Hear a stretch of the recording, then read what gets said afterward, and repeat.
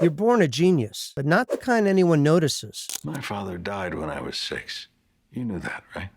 At 6, you watch your father fade into the cruelty of Huntington's disease. Years later, you become the man every gifted student fears becoming. Brilliant, capable, and completely forgotten.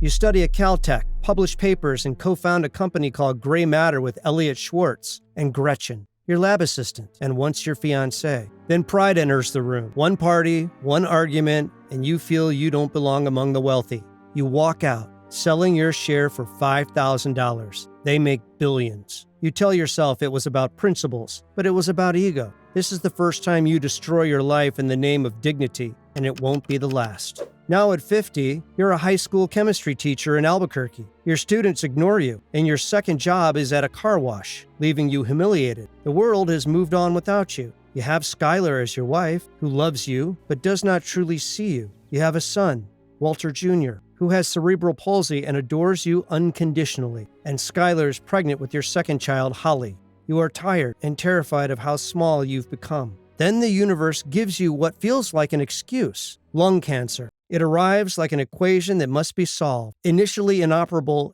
and given a bleak timeline. So embarrassing. I am fine, honestly.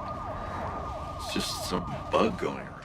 On your 50th birthday, your brother-in-law, Hank, a DEA agent, invites you on a raid. There, you witness firsthand the kind of money hidden inside the meth trade. When you discover that the fugitive escaping the raid is your former student, Jesse Pinkman, you see an opportunity. You offer him a partnership. Maybe you and I could partner up. He laughs until you remind him that you know who he is, where he lives, and what he fears. That is how your empire begins. Blackmail disguised as mentorship. The first cook is chaos. An RV in the desert, 2 amateurs pretending to control an explosion of chemistry and ego. Yet, when the blue crystals cool, everything else crystallizes inside you. You see beauty, and you see that for the first time in your life, someone will pay you for being who you truly are. When Jesse takes a sample of your meth to local dealers, word spreads fast. Soon, he brings 2 men, Emilio and Crazy 8, to see where it's made. But Emilio recognizes you from the DEA raid and assumes you're an informant. He and Crazy 8 threaten to kill you unless you show them how you cooked it. I'll teach you my recipe. You pretend to start another batch, but instead mix chemicals that release deadly phosphane gas. Emilio dies instantly. Crazy 8 collapses, barely alive. Later, in Jesse's basement, you chain Crazy 8 by the neck to a support post while deciding what to do. Days pass as you wrestle with guilt, fear, and reason, until you notice a shard from a broken plate missing. You realize he plans to stab you. The moment you set him free, you panic, you pull the lock tight, and kill him. Deep down, you know this is your first kill, and the part of you that hesitated won't be coming back. You finally tell your family about your diagnosis. I have cancer. When Gretchen and Elliot attempt to help pay for your treatment, you refuse. Instead of accepting their help, you go back to the drug trade to fund your own survival. Want to cook? Dissatisfied with Jesse's slow pace in selling the meth, you push him to move it in bulk to a local distributor named Tuco Salamanca, a violent dealer who has taken over Crazy 8's former territory. When Tuco steals your product and beats Jesse nearly to death, you decide to confront him. You walk into his lair carrying a bag of what looks like crystal meth, but it's fumulated mercury. You throw a single crystal to the floor and detonate a blast that tears through the room. When the dust settles, Tuco finally sees you for what you've become, a man who can make chemistry explode. Impressed and terrified, he agrees to pay you in full for every batch delivered. That's the moment Heisenberg is born. With Tuco as your new distributor, you and Jesse begin producing larger batches. During one deal, Tuco samples the meth and without warning beats one of his own men, No-Dose, to death in a sudden burst of rage. You and Jesse realize you've aligned yourself with someone unpredictable. Soon, your blue meth floods Albuquerque, drawing attention from the DEA and from Hank, who unknowingly hunts the ghost of his own brother-in-law. When Hank raids Tuco's crew, Tuco goes into hiding. He kidnaps Jesse, then drags you both to a remote desert safe house, planning to take you across the border to cook for the cartel. You try to poison him, but he catches on before it works. A struggle ensues, followed by chaos, gunfire, and escape. When Hank tracks down Jesse's car to the hideout, he shoots Tuco dead in a brief, violent gunfight. For a moment, it feels like you've outrun death. The cancer goes into remission. And you're showing signs of remission. And the doctor calls it good news. You promise yourself you'll quit after selling the last 38 pounds. To protect yourself, you hire a criminal attorney named Saul Goodman, a man who markets felonies like a service package. Saul handles your laundry, your legal camouflage, and the messes you don't want to touch. He brings with him a fixer named Mike Ehrmantraut, who reads people like you read molecules. Soon, the problem isn't the law, it's logistics. You and Jesse have too much product, and no one big enough to move it. Saul arranges a meeting with a distributor known only as a phantom, a man named Gus Fring. When Gus finally contacts you, it's a test. Deliver all 38 pounds in 1 hour. You break into Jesse's apartment but find him unconscious beside his girlfriend, Jane Margolis. You take the meth, make the delivery, and miss the birth of your daughter. When it's done, Jane finds out you withheld Jesse's money and blackmails you into giving it back. Then later, you return to Jesse's apartment. They're both unconscious, Jesse and Jane. You try to wake Jesse, and in the process, you roll Jane on her back. She begins to cough, then choke. You watch her convulse, gasping for air, and you do nothing till she dies. You decide this is the lesser evil. You call Saul, who sends Mike to erase the evidence to make sure Jesse's name never touches Jane's death. Saul Goodman sent me. You tell yourself it's mercy when you convince Jesse to enter rehab. Jesse drifts out of rehab and into Andrea Cantillo, a quiet woman with tired eyes who's trying to hold her small household together. Her son, Brock, is 7 and bright, a scrappy kid who looks at Jesse like he's a hero. Soon after, you undergo surgery to remove the remaining cancer. Your cell phone, did you bring it? Which one? Under anesthesia, you mumble about a second cell phone, the one Skylar isn't supposed to know about. When she uncovers your lies, she takes the children and leaves. You tell yourself you're done. When Gus offers you $1 million a month to cook in a hidden super lab beneath an industrial laundry, you refuse. Separated from Skylar and living alone, you finally confess. You tell her, Cocaine?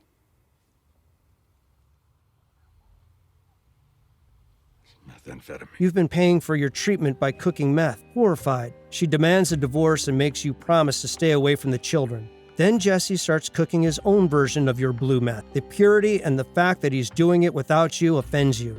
So, when Gus calls again, you accept the call. Then you meet Gail Bedecker, a gifted chemist who worships your work. But outside, Jesse keeps cooking, and Hank begins to close in. When Hank tracks the RV you and Jesse used, you're nearly caught inside. To save yourselves, you and Saul trick him into thinking Marie, his wife, has been in a car accident. It works. But when Hank learns the truth, his rage boils over. He storms into Jesse's house and beats him nearly to death. You visit Jesse in the hospital and tell him to quit. He refuses, I said no. promising to keep cooking and threatening to expose Heisenberg if he's ever caught. You realize you can't control him with words, so you control him with opportunity, convincing Gus to hire Jesse as your new partner. Gail is dismissed, Jesse is brought in, and your control is restored. Meanwhile, Skylar doesn't turn you in because she knows what it would do to the children. Slowly, she starts managing your money, laundering it through the car wash. As your domestic world collapses, new enemies rise. Tuco's cousin comes seeking revenge.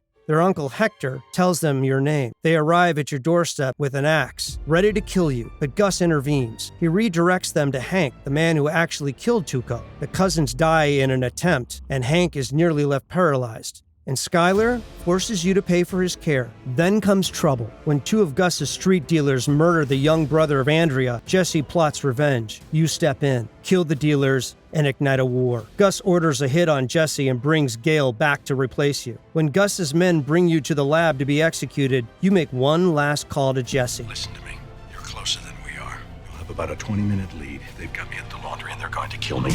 Jesse pulls the trigger, not on you, but on Gail. The student saves the teacher, and the cycle of killing that began in a basement starts again. In the aftermath of Gail's murder, Mike holds you there, waiting for Gus, the man you betrayed, the man you now fear more than death itself. Meanwhile, the DEA begins closing in. Evidence from Gail's murder leads Hank to suspect Gus, though he doesn't yet realize he's sitting beside Heisenberg at dinner. With his injuries keeping him off the field, Hank asks you to drive him, making you his chauffeur through your investigation. Then Gus kills off the Mexican cartel, eliminating every rival. Once he's done, he fires you and promises that if you intervene again, he'll kill your entire family. You scramble for escape. It's like he's got the flu. But it just keeps getting worse. Then, salvation disguised as tragedy. Brock, Andrea's young son, falls ill with symptoms that mimic ricin poisoning. Jesse storms in, convinced you did it. You deny it, turn his anger towards Gus, and use his guilt to pull him back to your side. Together, you plant a bomb in Gus's car. It fails. But when you learn that Gus has been visiting Hector at the nursing home, the same Hector whose hatred burns hotter than your fear, you see the solution. You make a deal with the devil. Hector lures Gus into the room, pretending to cooperate with the DEA. When Gus arrives to kill him, Hector rings his bell one final time, detonating a bomb strapped to his wheelchair. The explosion kills Hector, Gus, and Tyrus Kit, leaving nothing but silence and smoke. You free Jesse from the lab, the two of you burning everything, the evidence, the empire, the ghosts. Later, the camera pans across your backyard and stops on a single potted plant, Lily of the Valley. You poisoned the child to manipulate Jesse, to make him kill for you, to keep control. And in that moment, it's clear. You didn't just defeat Gus Fring, you became him, or even worse. You escalate again into dangerous alliances, including Lydia, a representative for the conglomerate that owned Gus's chicken franchise, and Todd, a petty, polite domestic menace who will murder a child who witnesses one of your train robberies because he believes in silence. You partner for a time with neo-Nazi Jack Welker and his crew because they can do things you cannot. And they kill 10 prisoners to silence witnesses who might name your operation. Mike dies because you cannot tolerate his refusal to give you the names of imprisoned associates who might identify your network. In a moment of furious calculation, you shoot him. Hank closes in step by step because of a copy of Leaves of Grass with Gail's handwriting that connect the dots to you. And when he confronts you, you answer with arrogance and tell him to tread lightly. Hank is executed in a desert by Jack's men because the neo-Nazi crew decides to remove the single investigator who threatens their safety and your complicity, ignoring your pleas for his life. You bury millions in barrels in a reservation because you believe cash will create safety for your children. Jesse ultimately turns on you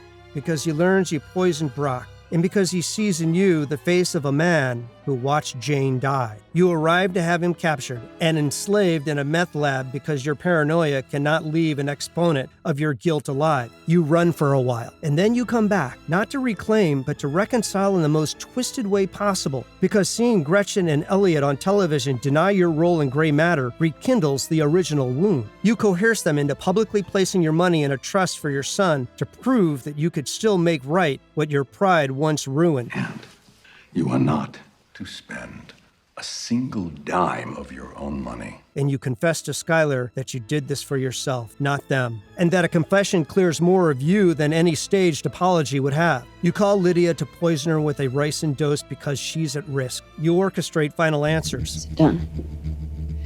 Is he gone? Yeah, it's done. He's gone.